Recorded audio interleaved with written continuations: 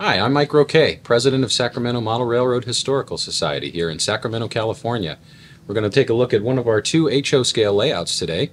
We have an HON3 narrow gauge layout, but today we're going to focus on our HO scale layout, which models the Southern Pacific and the Western Pacific Railroads. We focus on realistic operations here and a realistic portrayal of railroads in Sacramento. Come on, let's go take a look.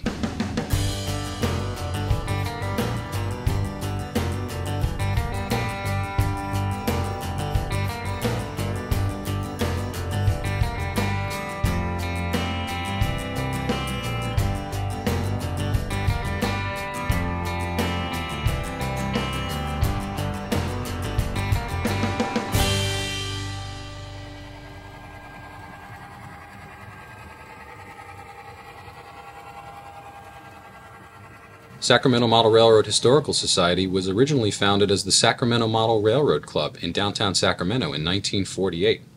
We later moved to our current location on the north side of Sacramento in the early 80s, and in 2000 we incorporated as a 501c3 nonprofit corporation. The Sierra Central, our HO layout, is a multi-deck railroad that models the Southern Pacific between Oakland and Sacramento and the Western Pacific between Sacramento and Keddie. We focus on Northern California circa 1960, the late steam era and early diesel era, and our layout is controlled with Digitrax DCC and Wi-Fi. We use ABS and CTC signaling for operations on the layout, as well as car cards and waybill to control car forwarding and generate traffic. Our other technology includes CMRI for signals and detection, JMRI for ABS and CTC signal logic, and our CTC machines I/O. Some of the key scenes on this layout include the Oakland Mall, which is still under construction, the Davis Depot, Sacramento Valley Station, 12th Street Yard, R Street, an industrial area in downtown Sacramento, Oroville, the Keddie Y, and Crescent Mills, California. Here's our Union Switch and Signal CTC machine from the Western Pacific Railroad. This machine was used to dispatch traffic here in Sacramento on the real railroad. Western Pacific used this machine from the 1940s to the 1970s and then donated it to us when we moved into this location in the early 80s. We've restored and reconfigured this machine to control our HO layout, and we use it to dispatch during our operating sessions, using radios, and the dispatcher controls signals and switches using the levers on the machine, and what's called the model board at the top shows the dispatcher where trains are located. You can see we don't have any trains out there right now, but if we had a train right here, for example, and we wanted to send them onto the top track here, we can set the switch 253 to the reverse position, and we can tell signal 254 to clear for leftward traffic. Once the dispatcher pushes the code button, the machine, we simulate relays here, but the real machine would send a signal out using relays out into the field and request the switch and the signal to throw. A variety of safety checks are performed, and if it's safe to do so, the field equipment, what's called the vital logic in the field, will execute the command, clear the signal, throw the switch, allowing the train to proceed. We simulate a lot of that here with our CTC machine. The sounds you hear are recordings of relay sounds. We use solid-state electronics to control the logic here today. But to give us that realistic sound, they have that delay from when the dispatcher issues the command. It takes about 5 seconds to send the command through what's called the code line out in the field, a pair of wires along the whole railroad. And the command gets sent, and once the action takes place, it takes about another 5 seconds for the command to reach back to the display to update the display for the dispatcher. So that's why there's the delay, and that's the sound that you hear, and that's what it would have been like dispatching the railroad on the Western Pacific. Let's begin our journey here at the west end of our railroad at the Oakland Mall on the lower deck. We'll take a ride on the SP Daylight train to Sacramento. We're going to go through Oakland Desert Yard behind the backdrop here on our way to Sacramento through Martinez and Davis, and we'll show you some neat stuff on the way.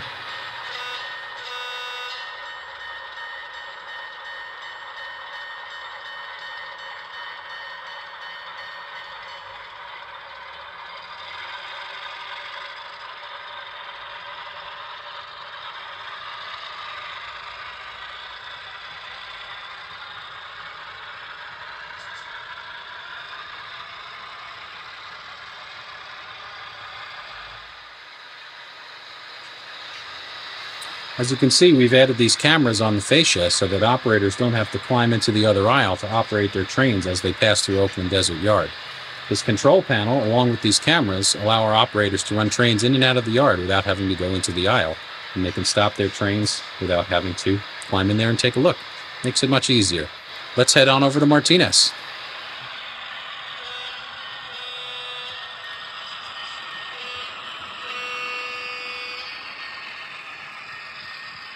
We're now passing through Martinez, California, and you see we have a diverging clear on the signal at Martinez, meaning we're going to cross over from Track 1 to Track 2 on our way to Sacramento. We're going to pass through Bahia, Davis, and Micon just before we arrive at the Sacramento Valley Station.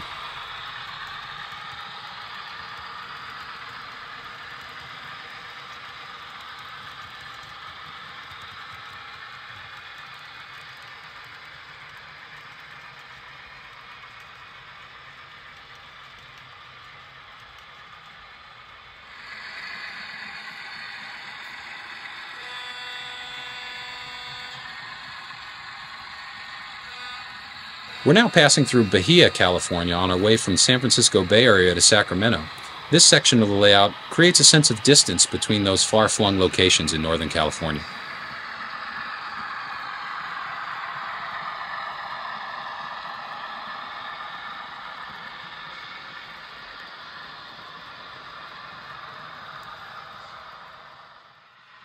At Davis, California, the Southern Pacific's West Valley Line branched off the California Pacific Main Line.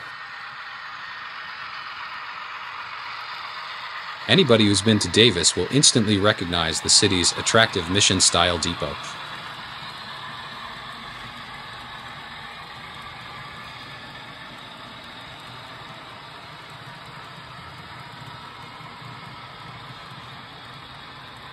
The Yolo Causeway, located between Davis and Sacramento, allowed the Southern Pacific Railroad to cross the Yolo Bypass, an important flood control and wildlife refuge area.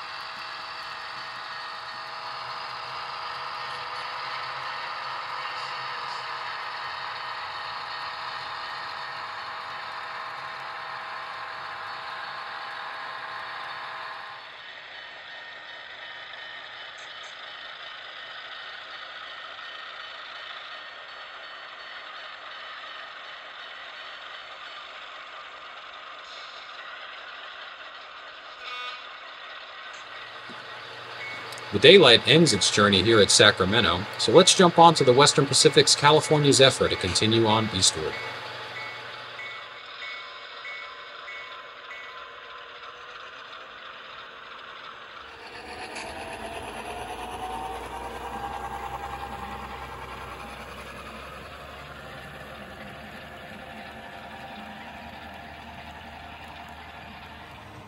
We're now passing through Sacramento, which is the main focus of our layout.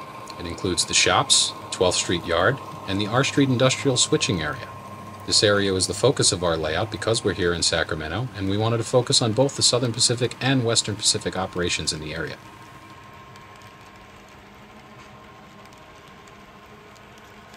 The Sacramento shops were an important maintenance and construction facility for the Southern Pacific. They built steam locomotives, rebuilt diesel locomotives, and repaired rail cars and various other pieces of equipment. 12th Street Yard is the main classification yard on our layout, where inbound trains are broken down and cars are sorted by destination and rebuilt into new outbound trains for departures on both the Southern Pacific on trains towards Oakland and eastbound on the Western Pacific on trains to Keddie.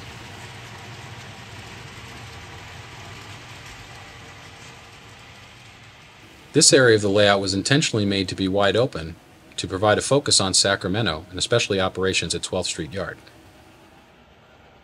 The area in between 12th Street and the main track at Del Paso is R Street, an industrial switching area in downtown Sacramento that was served by both the Western Pacific and Southern Pacific Railroads and provides an interesting switching challenge for our operators. As our train passes the signals at Del Paso, we're going to come around the curve and go behind the backdrop, up the ramp to the second deck, onward to Oroville and Keddie on the Western Pacific.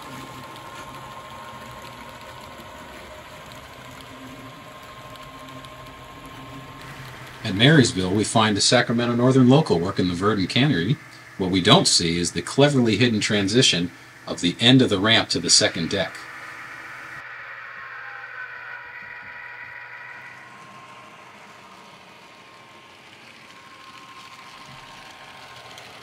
Oroville had a large yard on the real Western Pacific, but on our layout, because of its location on a narrow upper deck, we chose to focus on the variety of timber and fruit packing customers in the area and the interchange with the Southern Pacific.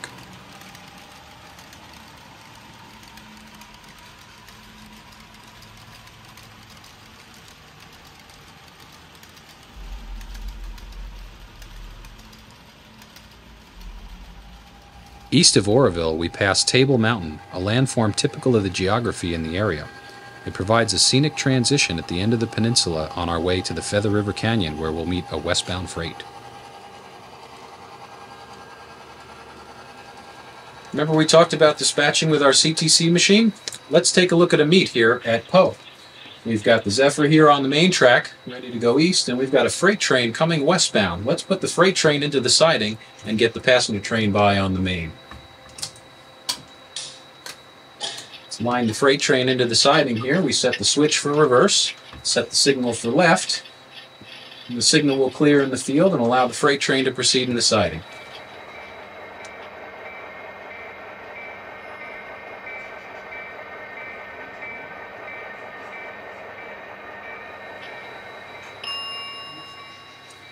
Here's the freight train entering the switch to take the siding.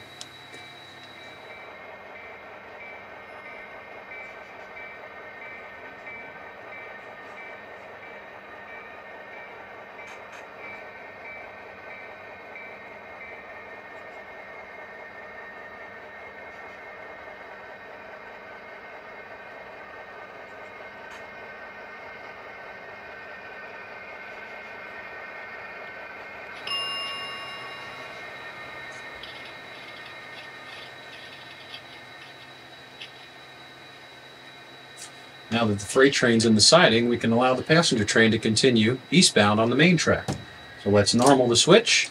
We'll clear signal 262R for eastward movement and allow the Zephyr to continue on its way.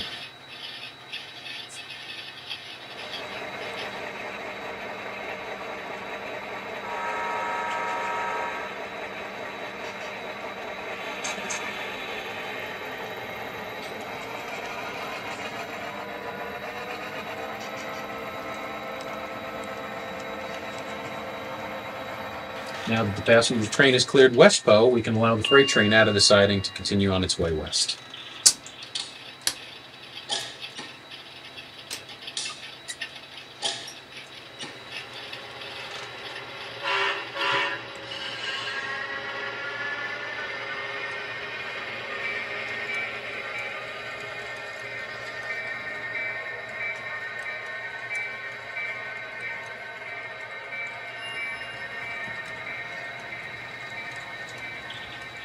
Whenever a train enters what's called an OS section in the control point, the red light indicates the occupancy, and the bell, the OS bell, indicates to the dispatcher that a train has arrived at that control point.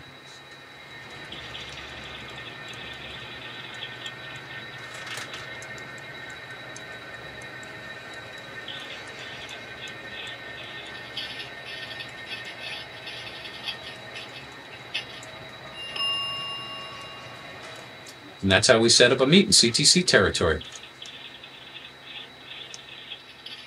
Now that the line is clear, we continue eastward through the Feather River Canyon, passing timeless scenes including the Honeymoon Tunnels,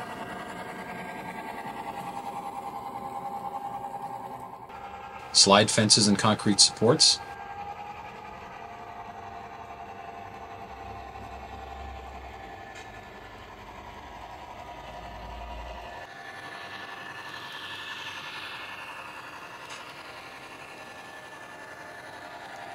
and several bridges as we approach the world-famous Spanish Creek Trestle, commonly known as the Keddie Y.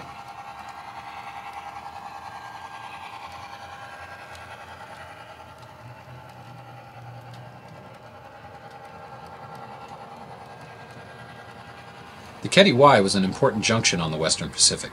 Going left takes you up the Beaver Line to Klamath Falls, Oregon, but we're going to go right and continue on the main line towards Salt Lake City to our final stop at Keddie.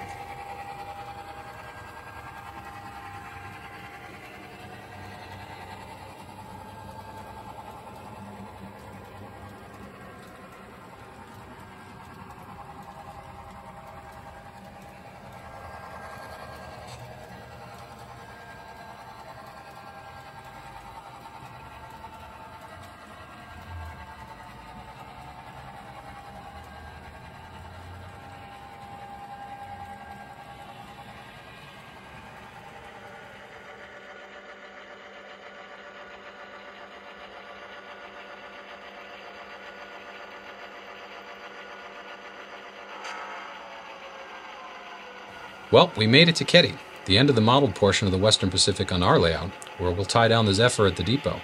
There's also a small classification yard here where local trains and westbound trains to Sacramento originate. Our final scene is the Quincy Railroad, a short line that interchanged with the Western Pacific a few miles east of Keddie. Behind the backdrop, we have a hidden staging yard that represents points north and east. Thanks for joining me on this tour of the Sierra Central Railroad here at Sacramento Model Railroad Historical Society. If you'd like to learn more about us, you can find us on Facebook or visit our website at smrhs.com. Thanks for watching.